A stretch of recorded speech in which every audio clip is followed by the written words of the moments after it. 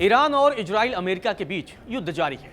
ऐसे में बड़ा सवाल यह है कि ईरान युद्ध कब खत्म होगा, क्योंकि इस युद्ध ने दुनिया में अस्थिरता पैदा कर दी है, दुनिया को महंगाई की आग में झोंक दिया है। तेल और गैस की कीमतें आसमान छू रही हैं। आसमान से लेकर समुद्र तक ये सब युद्ध जारी है। अमेरिका का दावा है कि उसने ईरान के 50 से ज्यादा जहाजों को डुबो दिया है। कच्चे तेल की कीमतें एक हफ्ते में $77 से $115 प्रति बैरल तक पहुंच चुकी हैं। होर्मुज में हमले की वजह से तेल और गैस की आपूर्ति भी प्रभावित हो रही है। दोनों तरफ से बयानबाजी भी तेज होती जा रही है और हर पक्ष दूसरे को पूरी तरह तबाह करने की कस्में खा रहा है।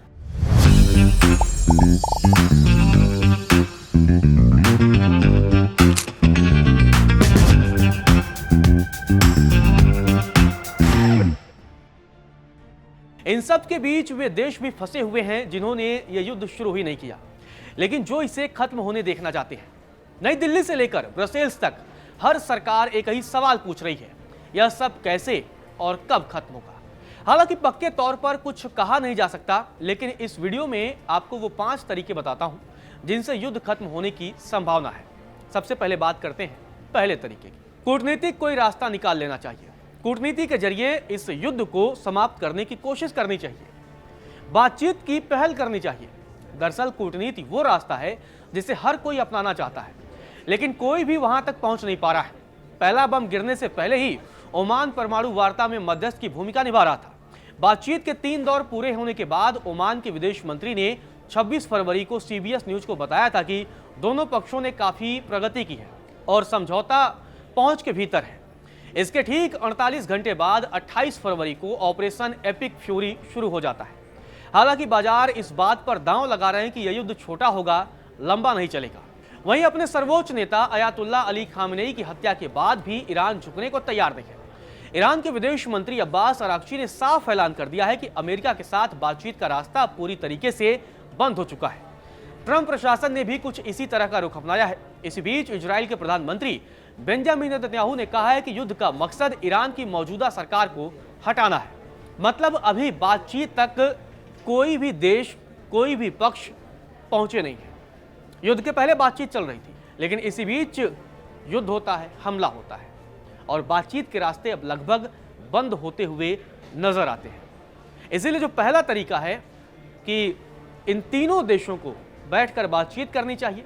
जैसा कि पुतिन ने सुझाव दिया था कि अगर जरूरी हो तो ईरान, इजराइल, अमेरिका के नेता आपस में बैठे बातचीत करें।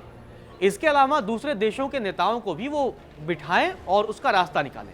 यह पहला तरीका है। अब बात दूसरे तरीके की करते हैं। ईरान ने अगर युद्ध जारी रखा तो बहुत महंगा, क्योंकि अगर ईरान ने युद्ध जारी रखना जो है, अगर शुरू जिस तरीके से किया है वो बहुत महंगा बना दिया है। अमेरिका को भी बड़ा नुकसान हो रहा है। ऐसे में महंगाई की वजह से संभवतः ये युद्ध रुक जाए, इस बात की संभावना पर भी चर्चा हो रही है। दरअसल तेहरान की सोच सीधी है कि अगर वह सैनिक तौर पर नहीं जीत सकता है तो वह युद्ध को इतना नुकसानदेह बना सकता है कि वॉशिंगटन अपने सहयोगियों के दबाव में आकर इसे रोकने का फैसला कर दे। मतलब उसका असर भी थोड़ा सा देखने को मिला है। जिस तरीके से होर्मुज में ईरान ने गतिविधियां की, उसके बाद से कच्चे तेल की कीमतें लगातार बढ़ने लगी, दुनिया में महंगाई की मार होने लगी और फिर ट्रंप ने दुनिया के कई देशों को प्रतिबंधों से छूट देने का भी फैसला किया। ईरान पहले ही 14 पड़ोसी देशों पर हमला कर चुका है, जिनमें कतर, यूएई, सऊदी अरब, बहरीन और यहां तक कि ओमान, जो ईरान का सहयोगी भी माना जाता है, उस पर हमला किया है। डेवरे ग्रुप की एक रिपोर्ट है, उसमें कहा गया है कि JP मॉर्गन की नताशा कानोवा ने अपने क्लाइंट्स को भेजे एक नोट में चेतावनी दी है कि खाड़ी क्षेत्र की तेल भंडारण क्षमता 3 हफ्तों में खत्म हो सकती है, जिससे उत्पादन रुक जाएगा और तेल की कीमतें बढ़कर $120 प्रति बैरल तक पहुंच सकती है। कतर के ऊर्जा मंत्री अलकौबी ने कहा है कि अगर लड़ाई जारी रही तो तेल की कीमतें $150 प्रति बैरल तक पहुंच सकती हैं। इसके नतीजों को उन्होंने दुनिया की अर्थव्यवस्था को ढहने की आशंका के तौर पर भी बताया है। इसके अलावा IRGC ने तो इससे भी आगे बढ़कर धमकी दी है और कहा है कि अगर ईरान के ऊर्जा ढांचे पर हमले जारी रहे तो तेल की कीमतें $200 प्रति बैरल से भी ऊपर जा सकती हैं। ज्यादातर विश्लेषक इसे महज एक राजनीतिक बयानबाजी मानते हैं। यह वो स्थिति है जिससे बाजार सबसे ज्यादा डरे हुए हैं और ईरान के लिए यह एकमात्र ऐसा हथियार है जो उसके पास अब बचा है और इसी के जरिए वो अमेरिका इजराइल पर दबाव बनाने की कोशिश कर रहा है। अब बात तीसरे संभावना की करते हैं। दुनिया ने वॉशिंगटन से युद्ध रोकने को कहा है। यूरोप शुरू से ही इस युद्ध के पक्ष में नहीं रहा है। युद्ध के जोर पकड़ने और बच्चों समेत आम नागरिकों के हताहत होने की बढ़ती संख्या के बीच उर्सुला वॉन डेर ने एक बयान दिया। उन्होंने इसे कूटनीति के जरिए ही समाधान करने का सुझाव दिया। होर्मुज स्ट्रेट के लगभग बंद हो जाने से आर्थिक नुकसान अब सिर्फ खाड़ी क्षेत्र तक ही सीमित नहीं रह चुका है। फाइनेंशियल टाइम्स की एक रिपोर्ट है, उसके मुताबिक G7 देशों के वित्त मंत्री अब रणनीतिक तेल भंडारों से आपातकालीन स्थिति में मिलकर तेल जारी रखने पर चर्चा कर रहे हैं।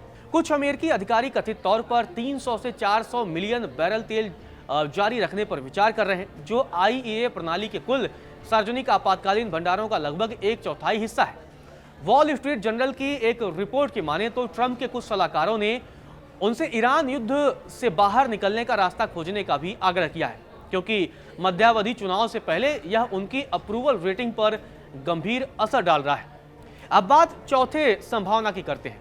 चौथे संभावना में भी इस बात का जिक्र है कि अगर ये युद्ध लंबा चला तो इससे बड़ा नुकसान होगा, और यह कहना है कि युद्ध चुपचाप अस्थायी बन जाता है।